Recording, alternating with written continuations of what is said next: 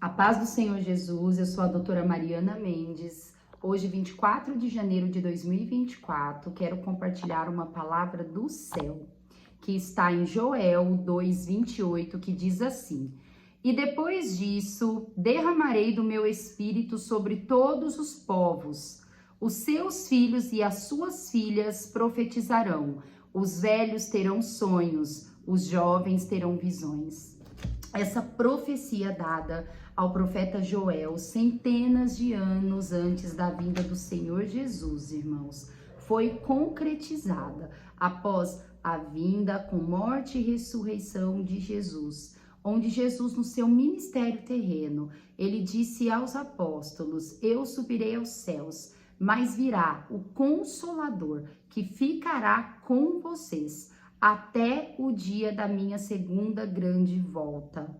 Irmãos, em Atos 2, a palavra vai nos dizer que após que Jesus subiu aos céus, Pedro e todos os apóstolos ficaram reunidos em Jerusalém e que de repente, como um fogo, o Espírito Santo desceu e tornou o corpo de todos aqueles homens, onde eles profetizaram, falaram em dons de línguas estranhas, que um começou a compreender o outro.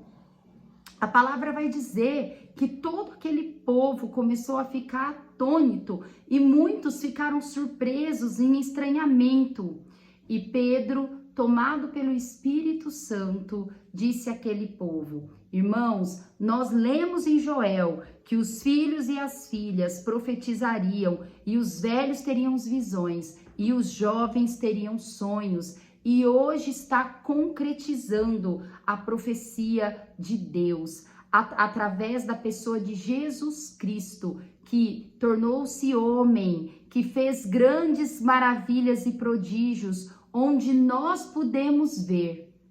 E ele, a partir das escrituras, das profecias de Davi, ele conseguiu comprovar, convencer aquele povo que aquilo que eles estavam presenciando era de verdade as promessas de Deus, através da vinda do Messias, de Jesus Cristo. E todo aquele povo creu e foi batizado com o Espírito Santo, e a partir daquele momento iniciou de fato a Igreja de Cristo. Irmãos, Jesus ainda hoje dá visões e sonhos para nós. Qual é o seu sonho? Qual é a visão de futuro que você tem para você?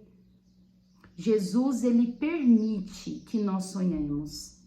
Jesus, ele dá visões para nós. Muitas vezes planejamos, fazemos projeto, mas não temos fé o suficiente para crer que isso é visão do Senhor Jesus para a nossa vida. Em Tiago 2:26 vai dizer que uma fé sem obra, uma fé sem ação, ela é morta. Não adianta, irmãos, nós termos sonhos, nós termos visões, termos vontade de possuir, de ter as coisas, de fazer projetos, se nós não temos ação, se nós não iniciamos essas obras. O tamanho do nosso projeto, o tamanho do nosso plano, o que nós podemos produzir é do tamanho da nossa fé. Nós somos capazes de fazer aquilo que a nossa fé permite a gente fazer.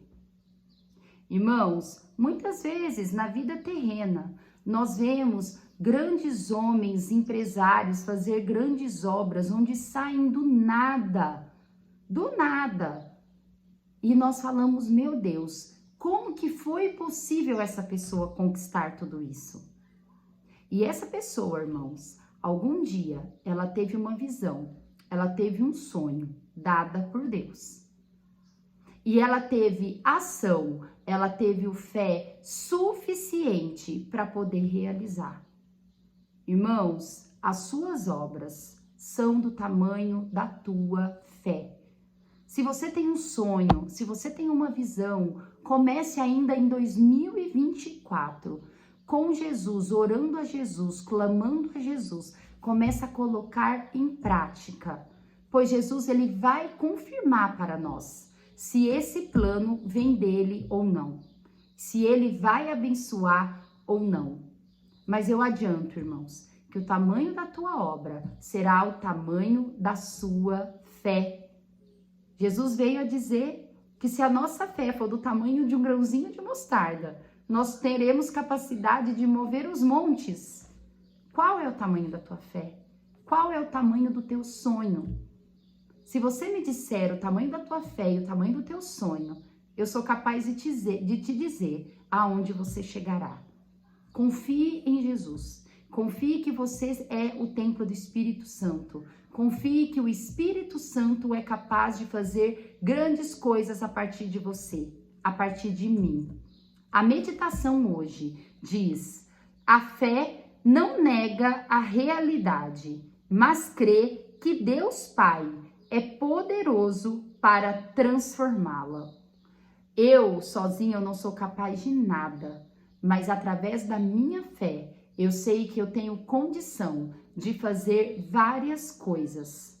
Mesmo aquilo que eu não me acho capaz, eu creio que Deus é capaz de me dar dons, é capaz de me capacitar para eu fazer coisas grandiosas que retornará para o reino de Deus. Qual é a sua perspectiva, irmãos? Qual é a sua intenção? O Salmo 139 nos diz que Deus, ele sonda nossos corações. O Evangelho de Jesus diz que Jesus, ele sabe o que passa nos nossos pensamentos. Se a sua intenção é boa, se a sua intenção é para multiplicar o reino de Deus, saiba que Deus fará grandes coisas e coloque em ação a sua fé, que Deus é capaz de realizar muito além do que o nosso pensamento é capaz de prever. Fica com essa palavra, irmão. Tenha visões, tenha sonhos. Não pare de sonhar, não pare de crer. Que Deus possa aumentar a nossa fé cada vez mais para a honra e glória do Senhor Jesus.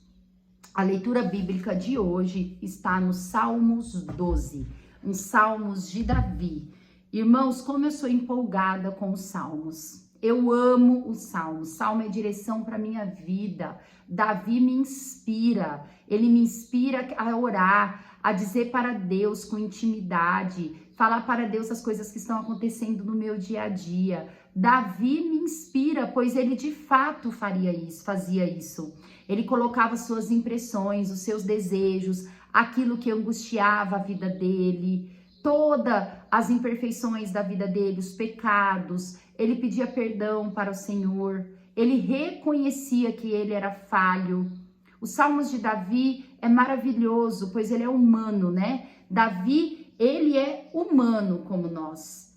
E ele mostra que mesmo sendo falho, pecador, é capaz sim de ter intimidade com o Senhor.